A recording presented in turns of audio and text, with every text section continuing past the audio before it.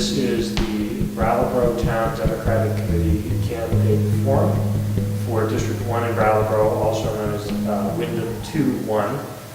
This is not a debate, and we only have one candidate here, and it is thus an opportunity for members of the public to ask questions of the candidate in a situation where the rules are well defined. Our rules are pretty simple. Ms. Kornheiser is going to make a 3-minute opening statement and then receive questions from the audience, which I will deliver.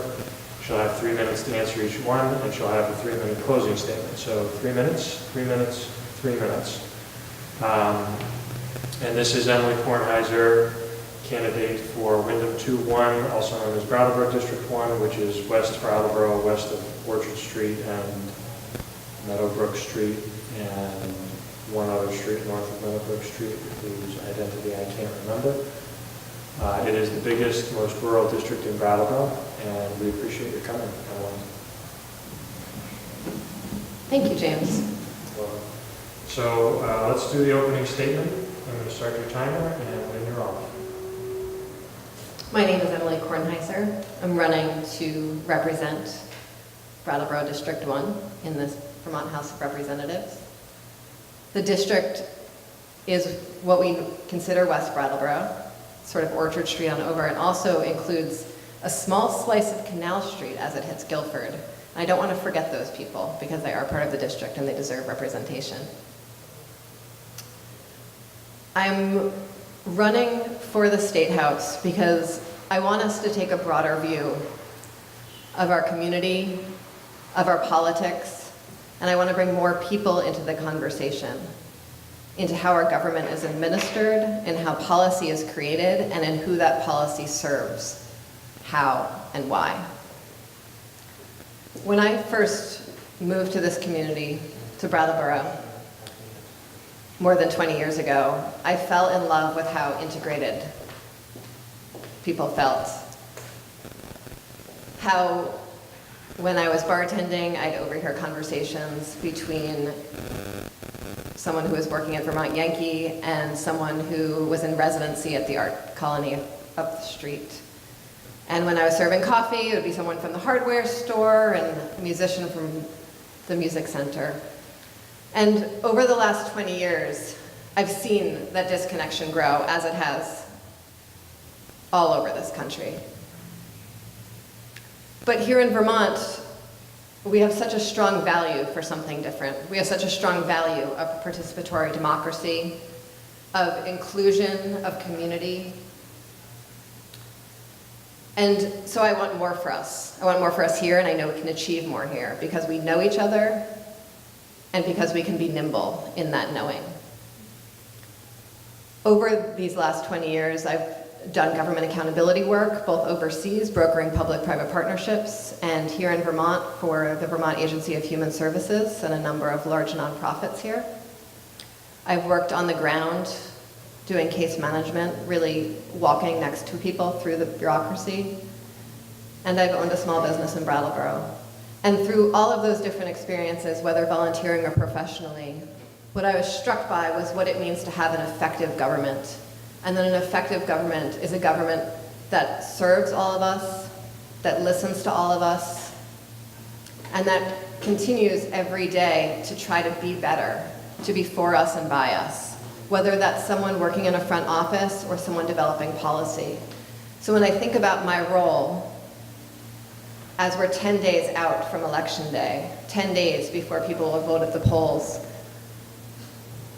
I want to be a legislator, and I have been a candidate, who asks everyone to come into this process, who asks people to have conversations with their neighbors about what's important, who wants to discuss the issues, whether that's within the Democratic Party or in community forums such as this with constituents.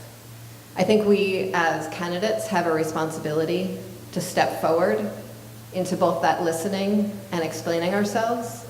And I think each citizen has a responsibility to step into curiosity about these issues.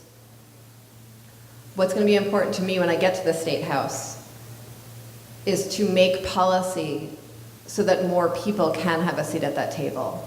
because we know that without a living wage, affordable housing, affordable, accessible healthcare, and good schools, none of us have the time to step into community in the way we might want to. So many of us don't feel right to step into that community. And so that's what I'm walking into here today with each other, and that's what I want to step into in my work in the legislature. Thank you. Okay, thank you, Emily. The first question is on education. How will we make this work with the school merger challenge associated with Act 46? Many towns seem to disagree with the final plan that was submitted and accepted by the state. And before you answer, I should mention, most of the questions I'll be asking were submitted by members of the audience. I also drew some overflow questions in case we don't have enough. If we don't get through all the questions, we have a hard time limit of 5:30, and at 5:47 we'll do the 3-minute closing statement. Do you want me to read the question again? It does kind of tricky. Yeah, I'll put it in front of you. Thank you.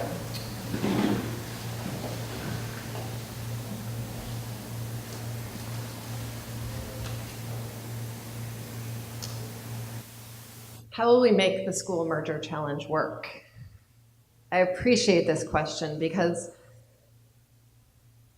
Act 46 and the school mergers have one piece, which is the law that was developed, I think with really noble intentions around school equity, around bringing schools in line with each other, in keeping schools open, small schools open. But I think what happened in the implementation of this law has been deeply problematic. We need to acknowledge the impact that this work will have on town meetings, especially in our small towns. And I see this as a real opportunity to step back and say, what is town meeting to us as each community and as a wider Vermont? What other decisions can we return to town meeting so that it can continue to be dynamic? What role do we want our towns to play in debating issues and in deciding issues, perhaps beyond the schools? And how can we make sure that each town is really taking the deliberative time to advise its larger body if there has been a merger?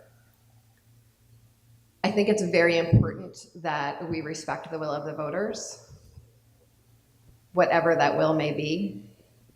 And I also think it's really important that we deliver accurate information to voters before they make a vote. Public participation is a complex thing, and our administration is often underfunded and in a mindset where public participation means having one meeting, and if people show up, they care, and if they don't show up, they don't. And that's not true participation. True participation means meeting people on their doorsteps. It means having meetings at different times of day. It means providing childcare at those meetings. And it means creating a context for those meetings where people feel open and welcome and comfortable voicing their opinions. So when we think about solutions and ideas around Act 46, I want to make sure, one, that we respect the will of the voters. Two, that whatever solutions were found with a fully funded agency of education, which we have not had up until this point, or a fully staffed one. We need a fully staffed, fully funded agency of education in order to carry out any laws they're asked to carry out.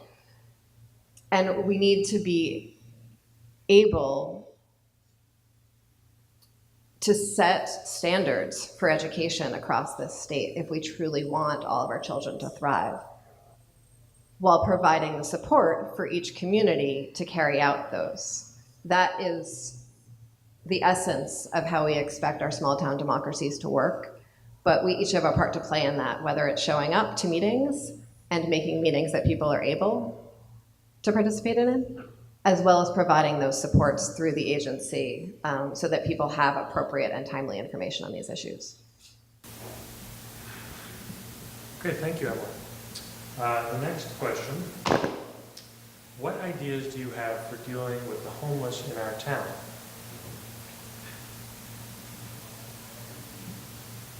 So people are without housing for a wide range of reasons.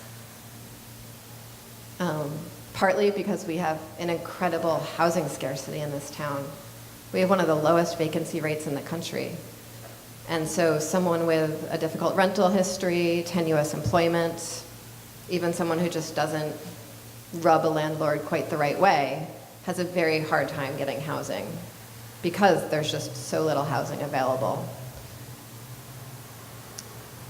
We also have incredibly low wages here that can't cover the costs of housing for many people. And then we have all of the myriad of other issues. As a single parent, it's very hard to get a 2-bedroom on 1 income, which again is an issue of wages. When our affordable housing is clustered often in such a way that people are living in neighborhoods that they don't necessarily want to live in, and that they aren't able to find connection in. But at the essence of this question is, what should we do around the homeless in our community? We should find houses for them, because we all need somewhere to live. The way we do that is more complex, and the way we do that is by making sure we have an economy that is robust enough that people make living wages. It's by making sure that our taxation system supports the rental market well and supports people's ability to buy houses at an appropriate scale to their income. And that we have the wraparound services available that people who find housing can stay in housing. Right now we have a voucher system that sets people up for failure. It's very hard to get a voucher. You have to be legally homeless to get a voucher. That means not sleeping on someone's couch. It means not being in a shelter often. It means sleeping on the ground or on a cot. And so when people are doing the best they can to make things work, they're not able to access the supports to get into their first home. We also have public housing systems that prevent families from supporting each other and prevent people from relying on their natural support networks. Often people aren't allowed to have guests for longer than, a few days. So that means that people can't invite their family in to live with them in an emergency. And so we have people's natural supports being devolved to the state, and the state without the funding or the administrative capacity to do anything about that. So to sum up, the thing I would do about the homeless in our community is to find them houses. Thank you. The next question is broader than the early ones. It is, what is scarcity?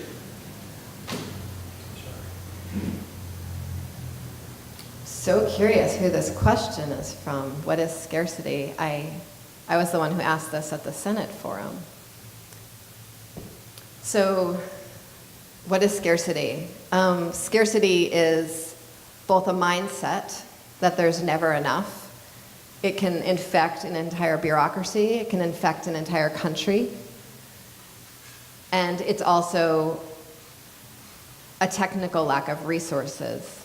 So, scarcity in terms of not having enough financial resources means that we're not able to plan into the future. We know that if we invest in early childhood education, we're going to save money from our prison system, but that's 20 years down the line. We know that if we invest in housing, we're going to save money on motels this year. But if we're operating from a scarcity perspective, we don't spend that money in order to improve our communities, in order to save money that we can reinvest down the line, and in order to build out a fully functioning, strong democracy. Scarcity also means that the people working in our communities, whether that's in a small business or in government, can't think broadly enough. We become gatekeepers instead of doorways.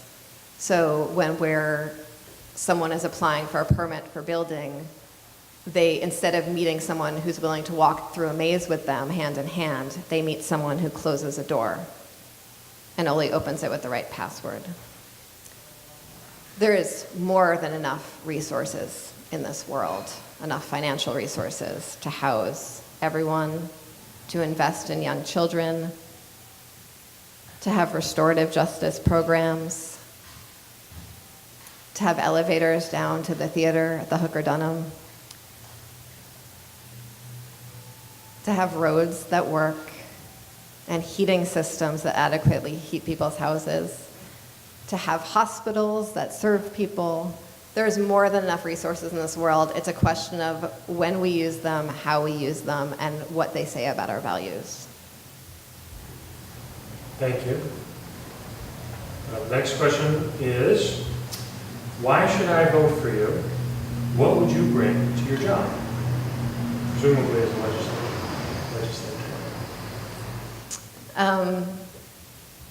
Why should you vote for me? What I've been struck by reading all of the letters to the editor that have come in is all the people who have talked about both how effective I am and how deep my listening is. And that's an unusual pair. I am able to listen deeply and see multiple perspectives on a situation and see how all those perspectives fit together into a web, which I think is very important when we think about how complex our challenges are as a state and how complex the solutions might be. That we can't just pull one lever and expect a magic bullet, that there's no one issue or one policy that's going to solve what we need solving, and that there's no one Vermonter who represents all of us. So when I listen deeply, I'm able to see the full scope of the problem and then ask just the right questions that help the other people in the room see the full scope of the problem. I'm able to help other people reframe the issue so that we can come to a new understanding, so that we're not trying to use the same solutions tomorrow that didn't work yesterday. I'm also, one letter to the editor mentioned my ability to hit the ground running. That's who I am. I like to jump into any situation, arms wide open, take what comes to me, as well as both form deep relationships with people while speaking truth. I have tremendous courage. And I think we need tremendous courage in this time. We need to think big about what we can do, and we need people who are going to navigate that successfully. This country is at an incredible crossroads, and we all know that. And we think in Vermont, either we're safe or we can't do anything at all. And that's not true. Our state government is also at a crossroads. We have a Republican governor. We do not have a veto-proof majority in the House. And we could, not just by having people in the State House who can talk to their colleagues about why things matter and help them see things in new ways. I don't bring moral righteousness to this work. I bring a deep interest in being effective on behalf of all Vermonters having a better quality of life. How do you plan to stay in touch with your constituents if you're elected? Town visits, mailings, how often?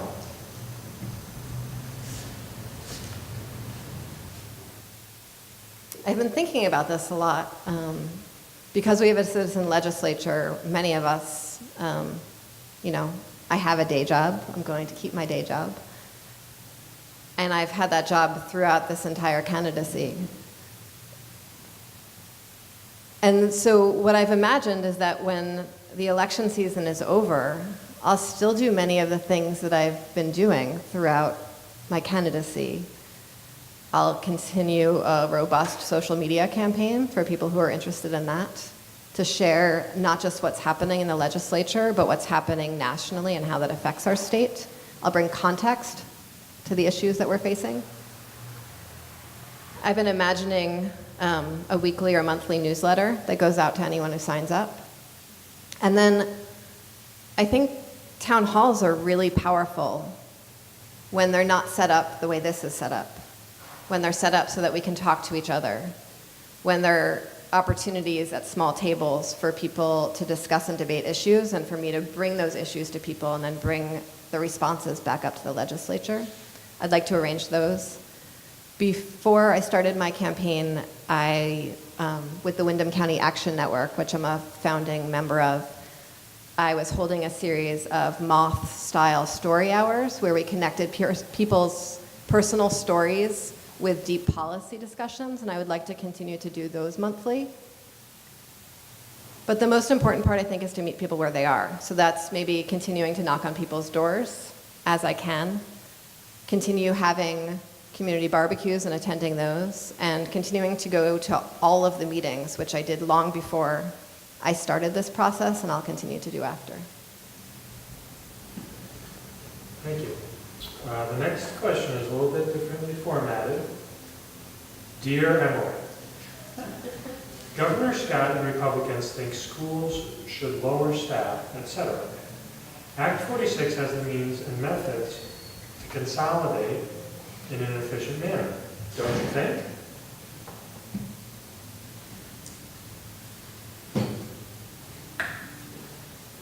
Dear constituent, I think that our schools need all the staffing they can get right now. I think families are struggling. I think kids are struggling. I think we want our students to be prepared for democracy, to be prepared for community, and to be prepared for the workforce. I want them to have social emotional skills long before they learn to read. And I want them to learn to read well enough that they can question what they read so that they can continue to participate in the life of our community and our democracy. And that's going to take some resources. That's going to take teachers who have the support of school staff, school social workers, school guidance counselors. I think there's a real opportunity in bringing our Agency of Human Services and our Agency of Education into much closer alignment than it is right now. I think that's happening in some communities. I facilitate our supervisory union's attendance council, which is a monthly meeting of all of the school counselors, principals, and front office staff. And in that meeting, we talk about what are the bigger issues that cause kids and youth to come to school or not. And that means wrapping around whole families. And that's what our school is going to need to do for a little while until we get to that 20 years down the line where our resource is paying itself off. And so if we can bring the Agency of Human Services and the Agency of Education into much closer alignment, I think we do have some opportunities to save money in those schools. And I think in some communities, school mergers are going to make a lot of sense.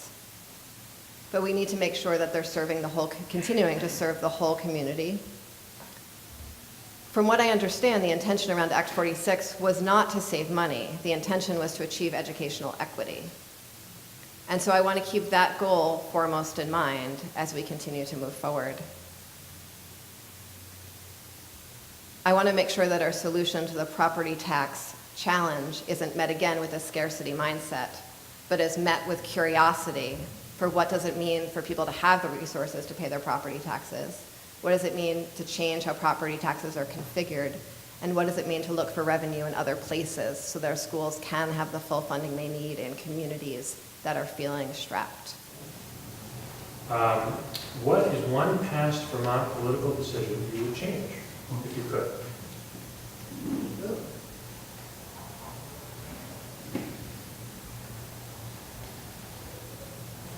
That's a fun one.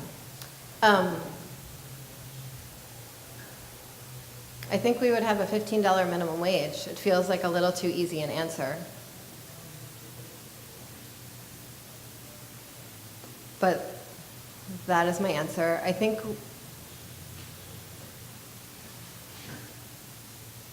when we imagine what it means to have a Republican governor and a very diverse House of Representatives, we need to do everything we can to make sure that every committee is as effective as it can be, that there's at least one voice in each committee that can speak for that committee, so that when things come to the floor, arguments are fully formed, a much wider caucus has been brought into line around these issues, so that people across the aisle can understand the value of these complex issues. With something like the $15 minimum wage, there's so much evidence for how it actually grows the economy, and we become captive to advocacy groups and lobbyists who bring a certain frame into our legislature. So if I could go back, I would go into both committees and the full House and make sure we were examining some of those frames as fully as we could, to make sure that people weren't just repeating rote lines that they'd heard handed to them, and that people were really taking the time to closely examine issues and what they meant for all of Vermont, especially people who are most affected by the changes we're making, rather than moving forward on policy based on what is the righteous thing or the progressive thing to do. I think it's important that we do the effective thing. And the $15 minimum wage is an effective tool for both economic growth and the well-being of our citizens. Thank you. There's been an increased focus nationwide and in our state on the issue of sexual aggression towards women. Do you think that that's an issue that the legislature can address through lawmaking, or is it a bigger societal issue that's beyond the province of the lawmaker? Yes.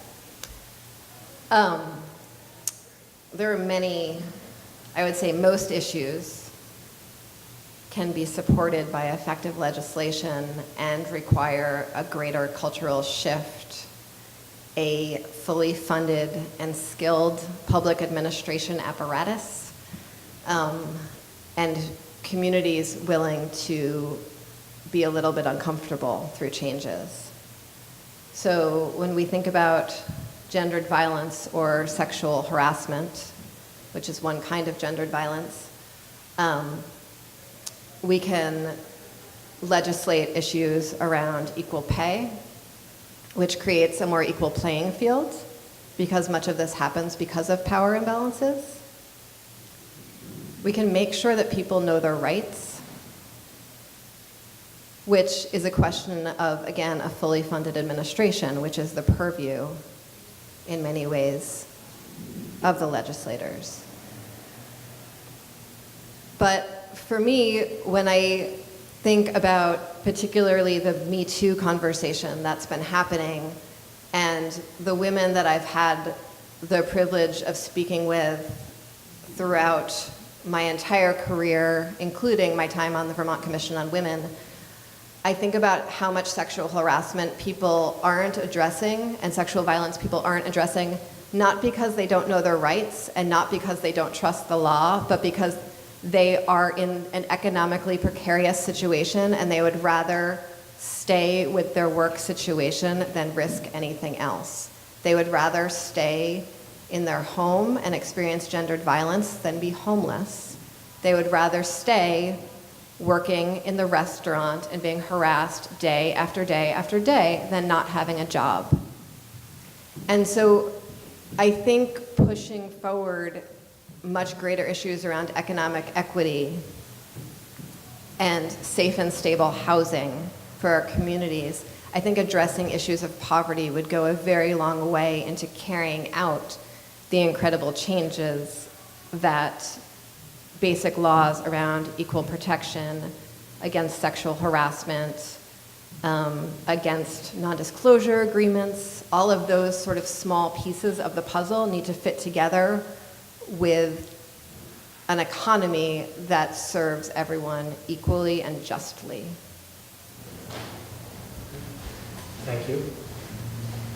When you're in the State House, do you envision yourself proposing major changes to taxation or spending compared to what we do now?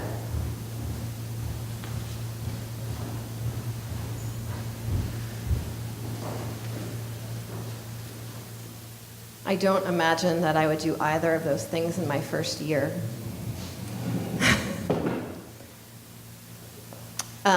But I assume that someone will do those things in my first year, and I would join those conversations joyfully. I think we do need to look deeply at our taxation system. Over the last 20 years, and certainly over the last 2 to 4 years in Vermont, we have become captive to this affordability paradigm, and we need to think about that differently.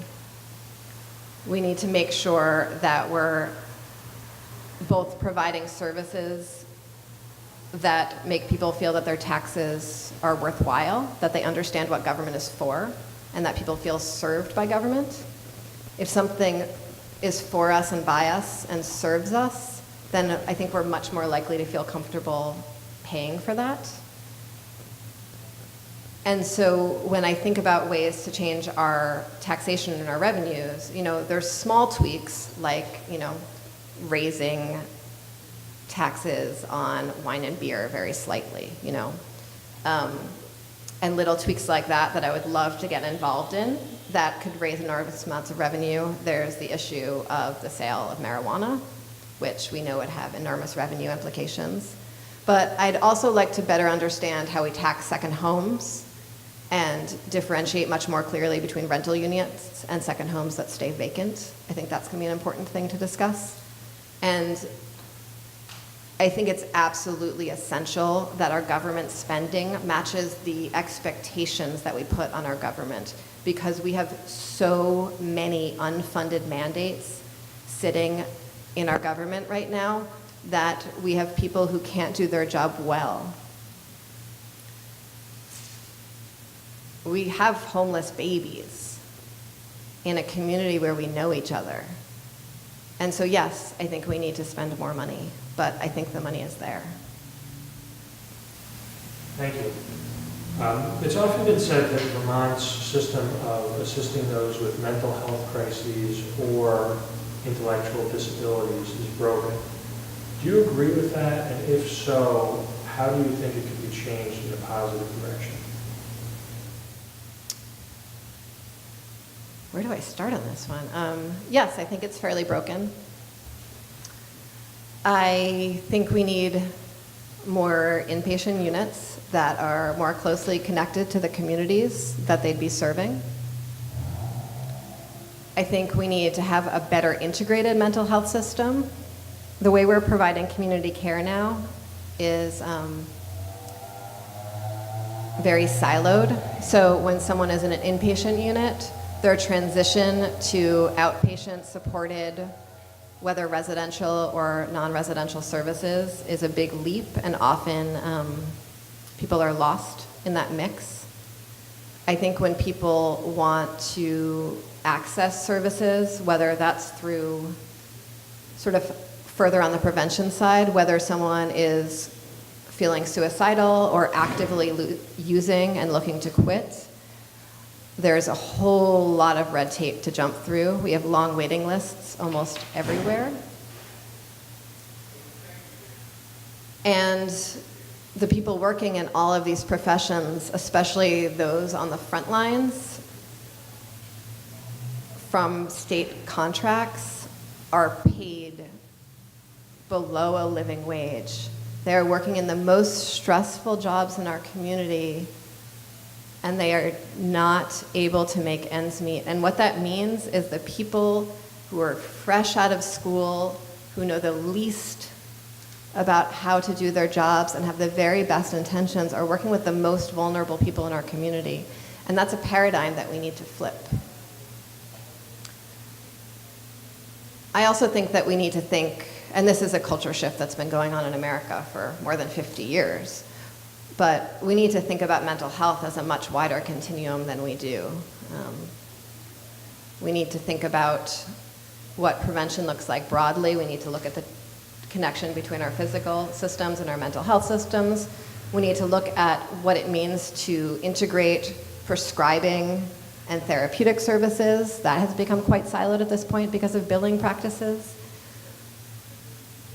In terms of the purview of the legislature, though,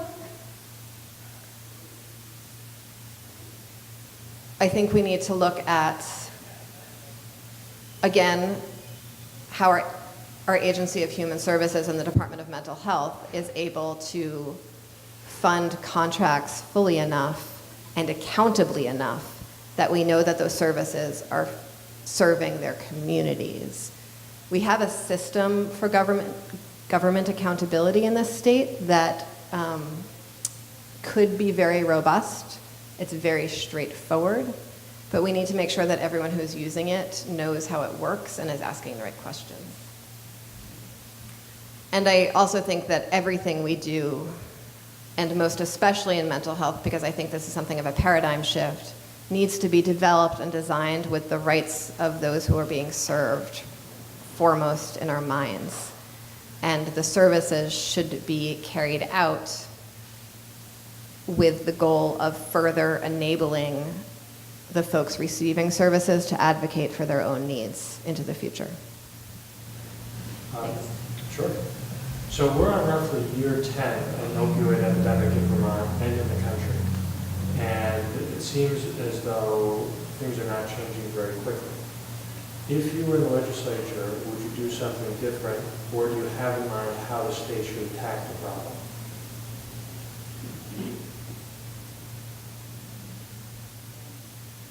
I'm curious where you got that year 10, but that might be a conversation for another day. Moderator Esther.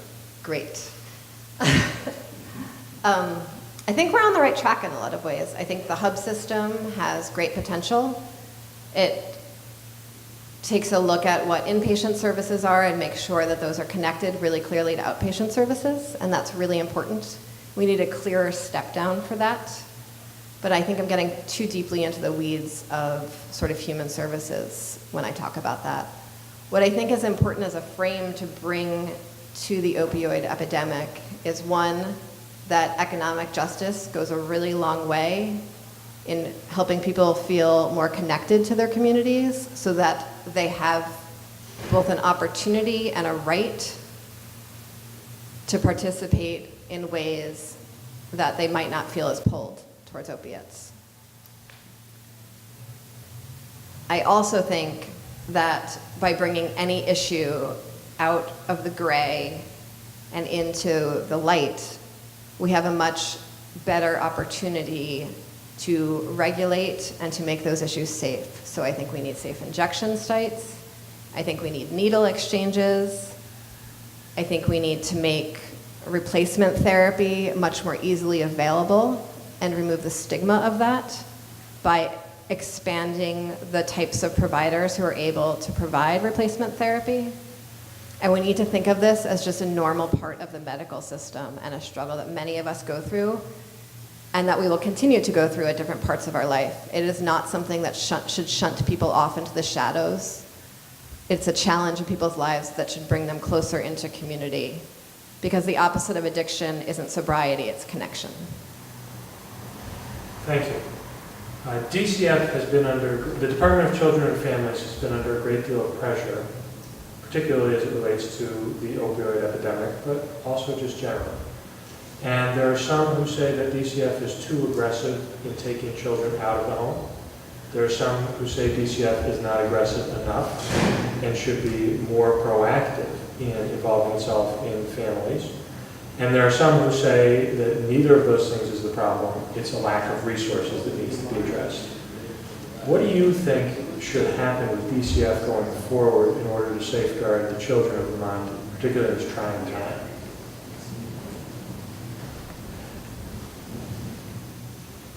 That's a lot of human services questions, James. The next question is I agree with all of those things. I think we don't have enough resources on this issue. I think that family services needs to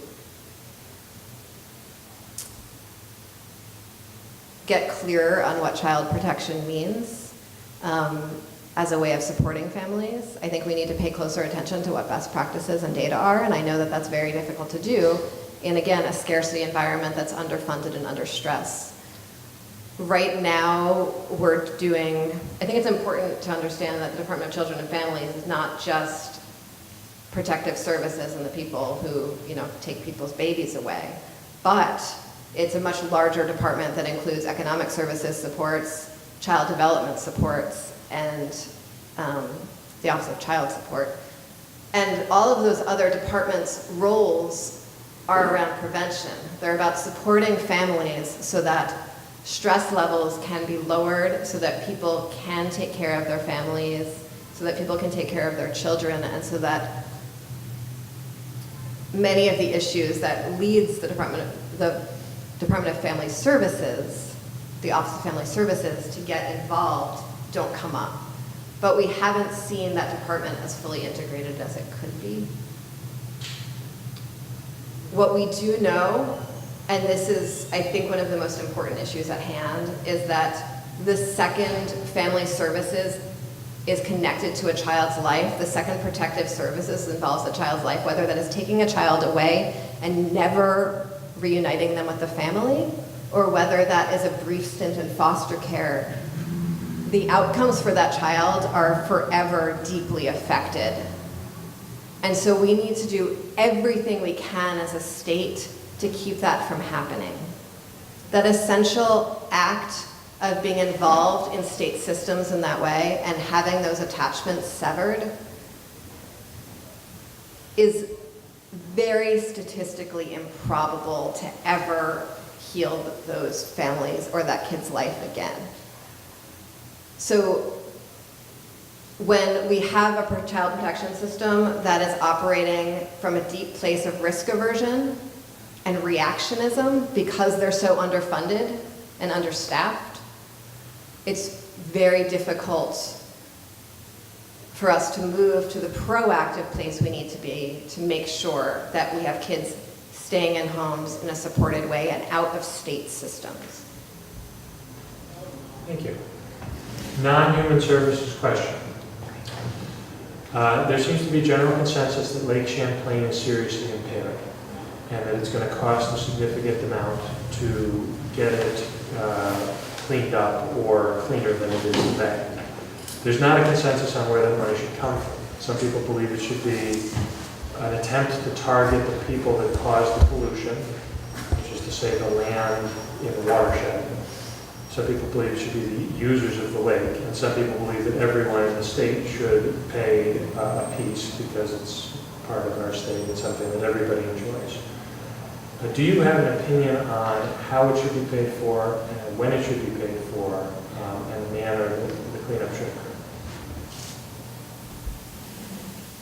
The reason I was interested in taking a break from the human services questions is because that's been a lot of my life's work over the last 10 years here in Brattleboro. And if I had my pick of all of the committees available to me in the legislature, that is the one committee I do not want to be on, because I think it would be a regular conflict of interest that I would have to recuse myself from, because I know so many of the commissioners involved, because I get so deep in the weeds of what effective work there is and what evidence-based work there is. And I think it's really important that our legislature is always looking at things from a sky-high view with the interest of all Vermonters, with an understanding of how different pieces of the system impact each other. And so I want to make sure that when I am in the legislature, I am as effective as possible and able to take that much broader view. That said, I know very little about water pollution in Lake Champlain. And I look forward to learning a lot more about it. What I do know is that when I think about it politically, it strikes me as another way to another challenge around a lot of the divisiveness that we have right now in Vermont between the Chittenden County corridor and the rest of the state. Because I already see so much resentment between those two bodies, us who think of ourselves in a rural community and the folks up there who think of themselves in a more urban community. So I want to make sure that when we find a solution to Lake Champlain, and we must find a solution, that we're doing it in a way that we're not furthering the alienation of so many people who already feel left behind by folks in the Northeast Kingdom who only have one lane of their highway plowed when it snows, to us down here that have no cell phone service. So I think it's really important that as we repair Lake Champlain, we make sure that the other waterways and other lakes in our state are part of that conversation, and that keeping them clean is part of that conversation as well. And so I look forward to working with all of the watershed alliances on that, on making sure that both folks who are polluting are paying, but we're doing that in such a way that we're not negatively impacting farmers. It's a complex issue. I know the different factors in it, and I'm not sure of the solution quite yet, but I look forward to asking the right questions and finding my way to it. Even though there's not as much statistical support for the theory as many believe, a lot of Vermonters, and particularly older Vermonters, believe that the state needs to bring in young people, retain young people, that there's an extreme demographic shift in the population that could have catastrophic consequences. Do you agree with that? And do you think that the state as an entity should take proactive steps to either attract people or retain people who have been designated in this quote-unquote young professional category? I don't think we should pay people $10,000 to move here. I do think we want to continue to build a state that is warm and welcoming to people who want to be here, who want to build lives here. When I think about what it means to retain or attract young people in Vermont, and I do think it's important to continuing to have a multi-generational community, that means that we have jobs for people who are exiting high school and are not interested in going on to college, that pay living wages, so those people can build families, contribute to the economy, contribute to the civic life. When I think about why people want to move here, I know that it's not because of a race to the bottom. People who move here because of the incredible sense of community they feel when they arrive, because of the arts that they have access to, because of the recreation, because of how different life can feel here, because it's not a race to the bottom. So I think our best bet to continue to attract people in their 30s is around issues of family and community. And that is paid family medical leave. That is accessible early care and education for our kids. That's incredible public schools from K to 12 and beyond. That is clean water. It's affordable housing. That's a green economy. That's why people move here, and that's what keeps them here, is being able to live with each other and still meet their needs. So I think when we put those social supports in place in a way that meets a broad spectrum of people's needs, we'll both be serving the folks that are already here and their children, and we'll also be serving folks who might be interested in coming. And we need internet service and cell phone service. Not because New Yorkers will only move here if they have cell phone service, that's really not particularly important to me today, but because we all need it to make our economy work and to pass laws, and it's not actually that hard. If we can do it, if I did it in Tanzania. I worked on projects to bring last mile connectivity to rural farmers all the way in the rural regions of Tanzania, and to bring internet to the Philippines, which is just as much a disconnected rainforest as Vermont is right now. And so if we can do it there affordably, we can do it here affordably. We just need to think a little differently about it. Okay, so I'm going to ask a very quick question, and then it'll be closing statement time. Wonderful. The quick question is, you said you do not want to be on the Committee for Human Services. If the speaker came to you and said, Emily, even though you're a first year, I'm going to let you pick your committee, anything you want, do you know which committee you would want to sit on? If I had $1 in my campaign fund for every time someone asked me that, and I still don't have a good answer, which is ridiculous. I'm really excited by revenue. I'm really excited by spending. I think it would really be fun to get all sorts of geeky in any committee connected to that. I also know that one of the reasons I took my job at Youth Services doing workforce development was because I want us to bridge the gap between economic development in our community and what community development looks like. And so I think that the ways in which I would be able to reframe those conversations in that committee would be incredibly important. I would really be happy anywhere. And, you know, I think I could probably geek out about, you know, burial if I had to. Okay, 3 minutes for closing statement. The floor is yours.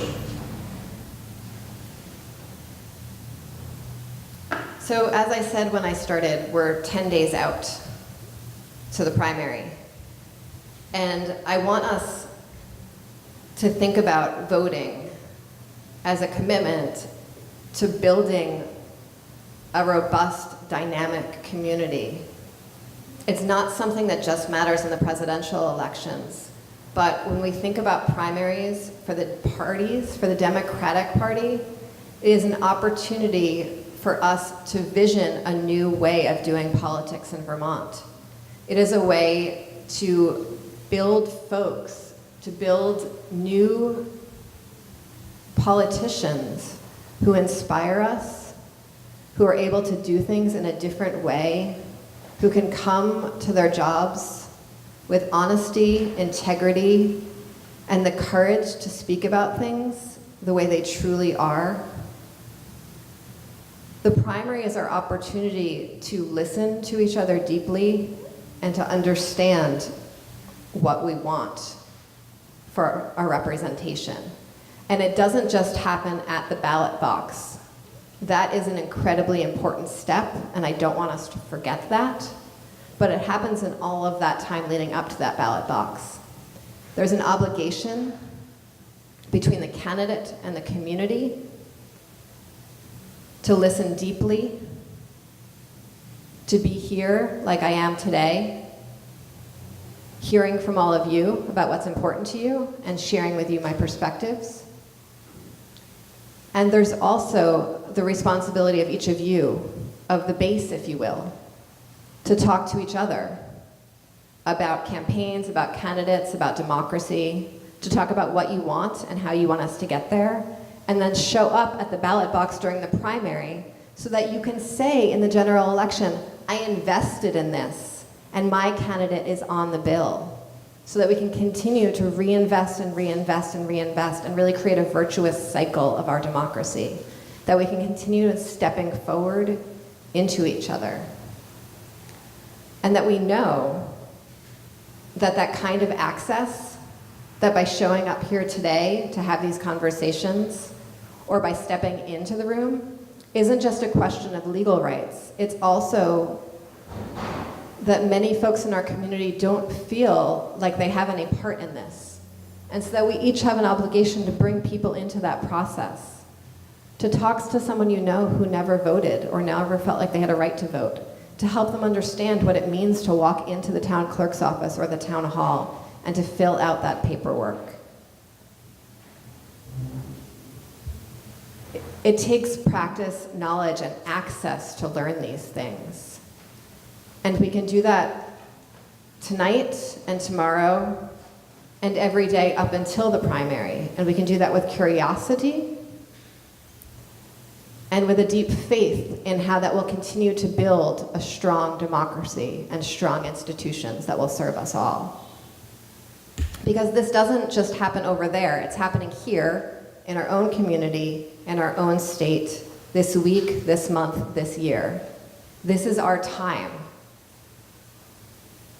And I very much appreciate a chance to be a part of it in the way I have been and the way I hope to continue to be.